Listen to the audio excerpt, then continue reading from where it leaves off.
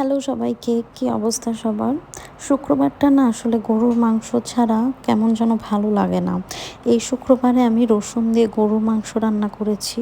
আমি এই রান্নাটা প্রথম খেয়েছি আমার শ্বশুরবাড়িতে এসে, অ্যান্ড আমার কাছে এটা খুবই পছন্দের। আমি এই রান্নাটা ভাবলাম আজকে তোমাদের সাথে শেয়ার করি। এখানে আমি গরুর মাংসটা খুব ভালো করে ধুয়ে নিয়ে আদা বাটা, রসুন বাটা আর বাসার যে মশলাগুলো, জিরা গুঁড়া, হলুদ, মরিচ, গোলমরিচের গুঁড়া, ধনিয়া গুঁড়া এবং মাংসের একটা মশলা যেটা আমরা বাসাতেই বানাই, ওটার রেসিপি তোমরা চাইলে আমি কখনো শেয়ার করব। সাথে তেজপাতা এবং সয়াবিন তেল আর গরম মশলার যে গুঁড়া, গরম মশলার গুঁড়াটা এলাচ, দারচিনি এবং জয়ফল, জয়ত্রী দিয়ে একসাথে গুঁড়া করে রাখা হয়। ওটাও আমার বাসাতেই করা।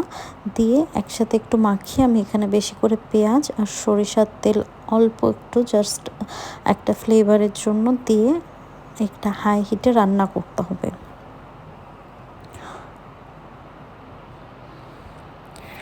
এটা হাই হিটে রান্না করব আমি, এবং সাথে কোনো পানি এখনই অ্যাড করব না। পানিটা খুব অল্প অল্প করে আমি মোট 3বারে পানি দেব। মাংস থেকে যে পানিটা ছাড়ছে ওটা কমে আসলে তারপরে পানি দেব।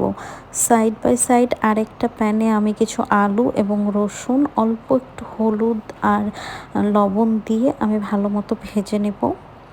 এখানে মাংসের পানিটা শুকিয়ে এসছে, আমি অল্প করে গরম পানি অ্যাড করব। আমি আমার ম্যাক্সিমাম রান্নাতে গরম পানি অ্যাড করি। গরম পানি অ্যাড করলে খাবারের স্বাদটা অনেক বেড়ে যায়, এটা আমি পার্সোনালি মনে করি। এটা বেশ কিছুক্ষণ ভেজে নিব, যতক্ষণ না কালারটা চেঞ্জ হচ্ছে।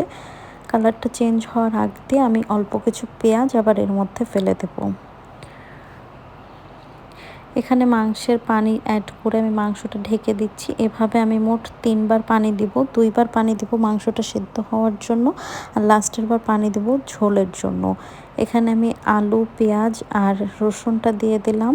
এটা খুব একটা আগে দেওয়া যাবে না, আদারওয়াইজ আলুগুলো বেশি সিদ্ধ হয়ে যাবে। বেশি সিদ্ধ হয়ে গেলে মাংসের সাথে মিশে জিনিসটা খেতে ভালো লাগে না। তারপরে এখানে আবার ভালো করে নেড়েচেড়ে আমি আরেকবার পানি দিয়ে দিয়েছি ঝোলের জন্য। আর লাস্টে এখানে কাঁচামরিচ স্মেলের জন্য আর পেঁয়াজ বেরেস্তা দিয়ে দিলাম, সাথে একটু ঘি দিয়ে দিয়েছি। ঘিটা একদমই অপশনাল। এভাবে রান্না করে দেখো আর আমাকে জানিও কেমন হয়েছে।